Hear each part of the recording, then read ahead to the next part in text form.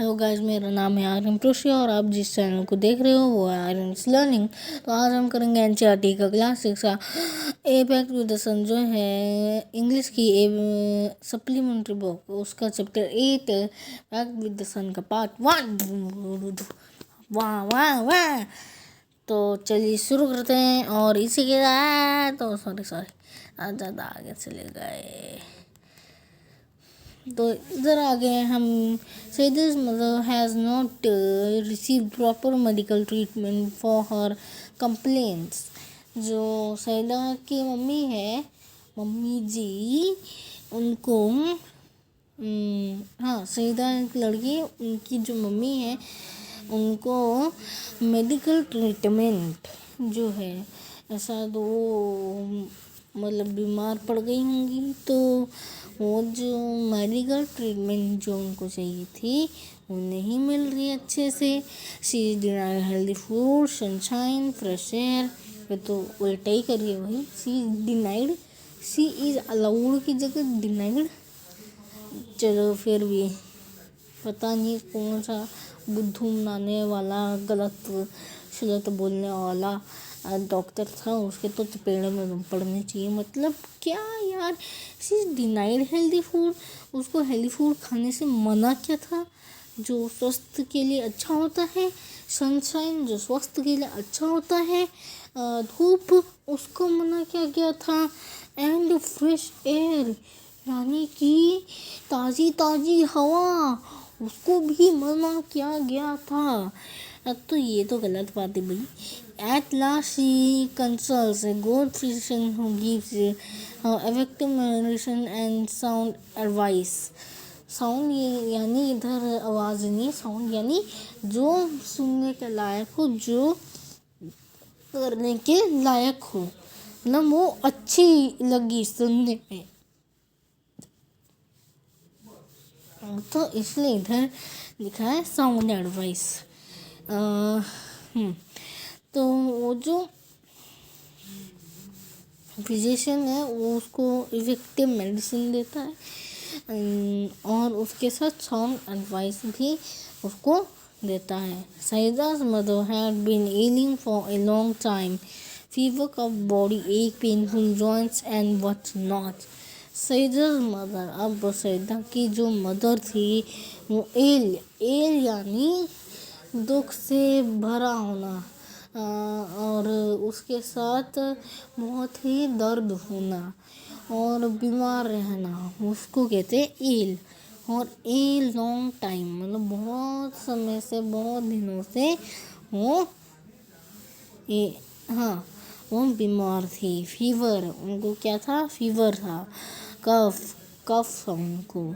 Body एक भी था। पेनफुल जॉइंट्स मतलब जॉइंट्स में पेन हो रहा था, painful joints. And what not मतलब इतनी सारी चीज़ें थी। फीवर, कफ, बॉडी एक, painful joints and what not, और क्या क्या बीमारियां नहीं थी। Treated by A variety of physicians for weeks मतलब बहुत सारे फिजिशियंस से उन्हें ट्रीट करने की कोशिश की, ट्रीट किया गया। She often showed signs of intervention but soon relapsed into her old complaint substituted by another। तो क्या है इसमें जो हमें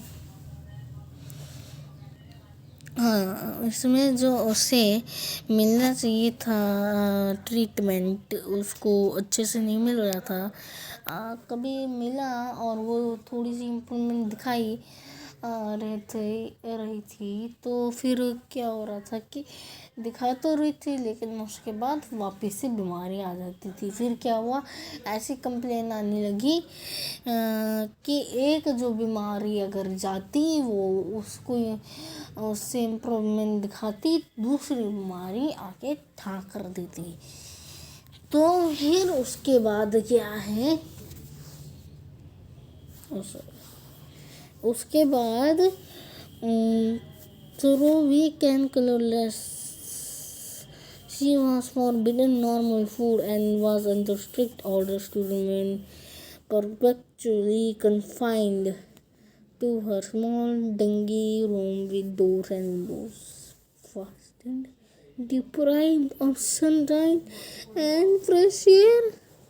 अरे भाई कौन सा ये फिजिशियन है भाई, सारा कुछ मतलब नॉर्मल फूड खाओगे उसमें भी हेल्दी फूड नहीं खाओगे, जंक फूड खाओगे हैं, बताओ जंक फूड खाओगे कि क्या खाओगे कि खाओगे नहीं और मर जाओगे हैं। और क्या, अरे यार क्या हो गया था, हाँ और क्या बता रहे हैं कि वही स्मॉल डिंगी डिंगी मतलब कचरे वाला छोटा सा बिल्कुल मतलब जो रूम अच्छा नहीं दिख रहा हो उसी रूम में बंद रहना, मतलब खुला भी नहीं रहना, बंद रहना, पूरा डोर उसके बंद रहेंगे। और उसके साथ क्या कि हाँ वो डोर्स बंद रहेंगे, विंडोज़ बंद रहेंगे, कुछ नहीं मिलेगा, सारा कुछ डार्क डार्क, कुछ नहीं, बस मरे रहो यार। मतलब और भी बीमारी लाना चाहता है वो फिजिशियन उस जो बूढ़ी हाँ जो बूढ़ी आंटी जी हैं उनके लिए, आंटी जी तो वो बूढ़ी आंटी जी को उसने तो पूरा अंटे कर दिया भाई, ऐसा कौन करता है। तो when she became critical, her relatives and neighbors persuaded her to consult a specialist। मतलब वो जब उसकी हालत बहुत ही बदतर बनती गई ना, तब उसके रिलेटिव्स आए, पड़ोसी यानी नेबर्स, रिलेटिव्स यानी जाने पहचाने सारे आए। उन्होंने बोला एक अच्छे से स्पेशलिस्ट को दिखाने के लिए, वो फिजिशियन था और मतलब फिजिकल बॉडी पार्ट्स जो होते हैं अंदर के उनको टेस्ट करना होता है उनका काम, डॉक्टर जैसे। लेकिन अब ये कह रहे स्पेशलिस्ट मतलब कोई भी स्पेशलिस्ट, तो ये बीमारियों के पूरे बॉडी स्पेशलिस्ट को बुलाने की सोच रहे हैं कि कुछ कर रहे थे। Even though his fees was likely to be high, मतलब वो जो स्पेशलिस्ट था पूरे बॉडी को चेक करने वाला, उसकी जो फीस थी वो हाई थी, मतलब नॉर्मल फीस से, कोई डॉक्टर से या कोई फिजिशियन से हाई थी। Life is more precious than money. तो फिर क्या कहा गया कि जो लाइफ है वो हमारी जो ज़िंदगी है वो मनी से पैसों से ज़्यादा मतलब महत्वपूर्ण है। अगर जीना है तो उसके लिए तो इतना देना ही पड़ेगा। तो अगर वो इतना प्रीशियस है, इतना अच्छा गिफ्ट है, इतना प्रीशियस गिफ्ट है, इतना प्रीशियस चीज़ है तो जिसको गाया नहीं जा सकता, वो जो बहुत इम्पोर्टेंट है उस पर ध्यान देते हुए हमें ये जो ज़्यादा पैसा है उसको खर्च करना ही पड़ेगा। तो Sarah's mother was poor but she heeded their advice and sold a few tickets to pay trinkets to pay the doctor's fee and the cost of medicine। trinkets मतलब kind of ज्वेलरी। तो चलिए मैं आपको ट्रिंकेट्स की photo दिखाई दे। हाँ तो मैं जिस फ़ोटोज़ की बात कर रहा था ना ज्वेलरी में, एक्चुअली ये ईयरिंग दिखा रहा है ट्रिंकलेट्स में, तो ऐसे ही कुछ होता है। ये तो नहीं है, ये नहीं है, कुछ और है ट्रिंकलेट्स। एक मिनट, जब मैंने इधर और मारा था, हाँ इधर देखिए, ये जो आपको दिख रहा है ना, एक सेकेंड, ये जो आपको दिख रहा है या ये दिख रहा है, ओ सॉरी, ये दिख रहा है, तो ये दिख रहा है, ये दिख रहा है, इसको इधर हटाओ यार, ये दिख रहा है और ये जो दिख रहे हैं, ये दिख रहे हैं, तो ये हैं आपके ट्रिंकलेट्स, काइंड ऑफ ज्वेलरी। तो आपके मम्मी पापा को तो पता ही होगा इसका मीनिंग, और मम्मी को ज़्यादा ही पता होगा क्योंकि ट्रिंकलेट्स का वो यूज़ वही करते हैं तो उनकी भी ट्रिंकलेट्स थी, कुछ ज्वेलरी थी, तो उन्होंने वही बेच दी ताकि वो ज़्यादा पैसा ना सके। तो अब इसमें the doctor came in a few days and examine her and prescribe effective but costly medicine, मतलब बहुत ही इफेक्टिव। वो जब आया कुछ दिनों में आ गया, और जब उसने प्रेस्क्राइब किया तो उसने ये सजेशन दिया कि नहीं, सजेशन कह रहा हूँ, मतलब उन्होंने क्या दिया, इफ़ेक्टिव मेडिसिन दिए जो मतलब काम करेंगे और अच्छे होंगे उनके लिए, लेकिन वो थोड़े से कॉस्टली थे, मतलब वो हाईली एक्सपेंसिव थे, कॉस्टली थे, हाईली नहीं मतलब एक्सपेंसिव, खाली एक्सपेंसिव थे, कॉस्टली थे, जो भी आप कहना चाहो। तो लेकिन वो सही मेडिसिन उसने प्रेस्क्राइब किए थे। और the question as to what she should eat, he said anything you wish to eat, chapati, vegetables, milk, fruits, etc. In addition to the all this, he added emphatically, leave this dark who will and occupy a bigger room। मतलब क्या है कि जब उन्होंने पूछा कि क्या खाना है, तो उन्होंने बताया कि हेल्दी चीज़ें खाओ, उसमें वेजिटेबल, फ्रूट, मिल्क और चपाती, जो भी मन करे, मतलब अच्छी चीज़ें एक्चुअली तो वो खानी है। और उसी के साथ उसने मतलब इन एडिशन मतलब कुछ अपना उन्होंने सजेशन दिया क्या कि इस छोटे से क्या कह रहा हूँ, मतलब कच्चड़ से रूम को छोड़ो और एक बड़े से रूम में आओ, पूरा क्लीन रूम में आओ, उसमें जिसमें डोर्स और विंडोज ओपन हो गए, doors and Windows open. Sit in the sun every morning from 8 to 9. Sunshine and fresh air, he concluded, are more important than medicine। मतलब मेडिसिन जितना ना खाओ या जितना ना लो, उससे ज़्यादा इम्पोर्टेंट है सनशाइन, जो सुबह की सनशाइन होती है, वो भी 8 to 9, एंड फ्रेश एयर, जो अच्छी और ताज़ी हवा होती है, वो बहुत ही बेहतर होती है, मेडिसिन से भी बेहतर, जो उसने दी थी। The doctor and his advice became a subject of noisy commentary among all present. तो जो भी डॉक्टर ने कहा, अरे वो फिजिशियन तो कुछ और कह रहे थे और ये डॉक्टर तो कुछ और कह रहे हैं, उनके एडवाइस मतलब सब्जेक्ट बन गया, अच्छी चीज़ थी वो। लेकिन नॉइजी कमेंट्री मतलब जो आसपास के लोग थे वो खुतर पुतर करने लगे, बकबक बकबक, उनके बीच में ये कमेंट्री होने लगी कि ये क्या है, वो क्या है, ये हुआ वो हुआ, ओ तो वो करने लगे। सबके बीच में यही हो रहा था, जो भी उधर थे, सम फेवर्ड वाइल अदर्स अपोजिट। कुछ ने कहा हाँ ये सही चीज़ है तुम लो, और कुछ तो फिजिशियन की बातों को लेकर अपोज कर रहे थे उसको, अलग ही ना से, कुछ समझ ही नहीं आ रहा इनको। तो exposure, okay, exposure to sun and air for someone afflicted with chronic cough was dangerous, and experience, the lady declared। अच्छा समझा, एक्सपोजर टू सन, ओके एक मिनट, हाँ तो समझ गया, वो कहना चाह रही थी कि वो जो सन है उससे एक्सपोजर यानी डेंजरस हार्मफुल रेज आते हैं जो हमारे स्किन को डैमेज कर सकते हैं, तो वही होता है एक्सपोजर।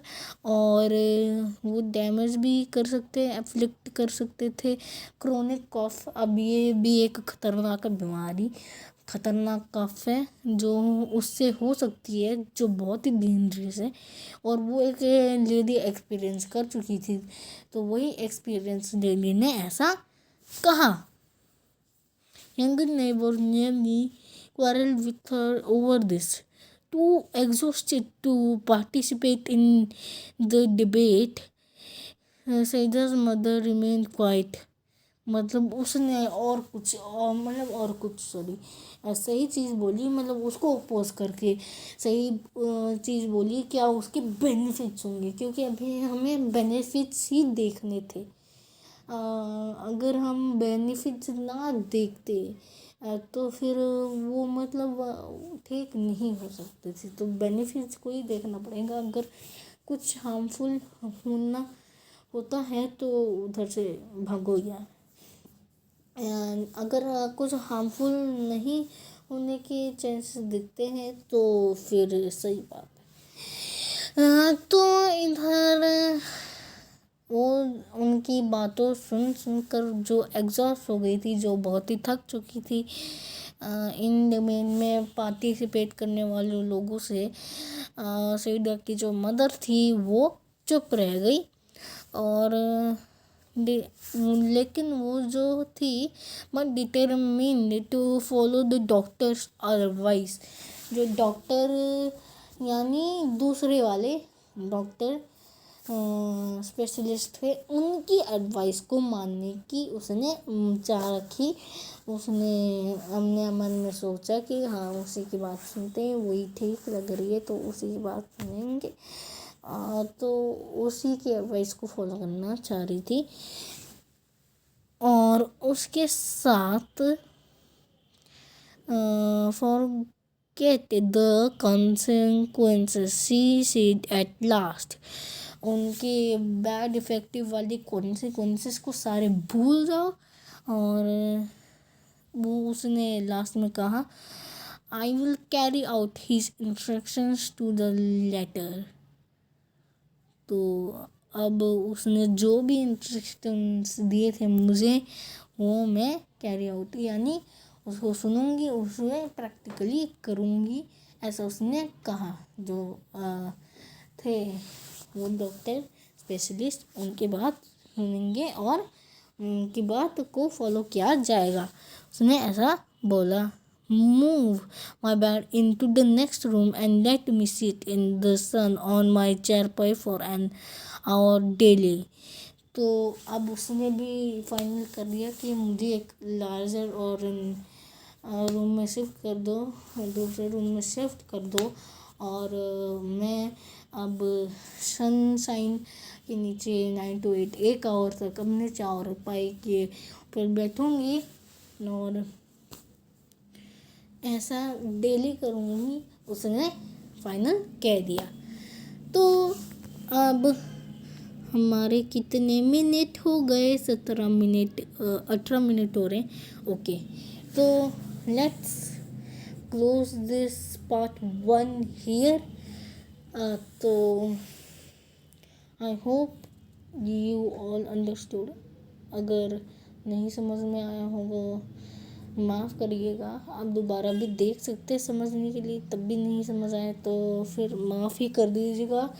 और अगर कोई गलती हुई तो फिर भी माफ़ कीजिएगा, कमेंट में बताइएगा, मैं सुधारने की कोशिश करूँगा। और अगर आपको ये अच्छा लगा तो अच्छी बात, लाइक कर दीजिएगा। बाकी का सेंटेंस 5 वीडियो के बाद 5-6 वीडियो हो जाने के बाद मैं ज़रूर कहूँगा बाकी सब का सेंटेंस, अगर हो सके तो कर दीजिएगा, नहीं तो नहीं हो और क्या। तो thank you and bye bye. Happy journey, happy learning.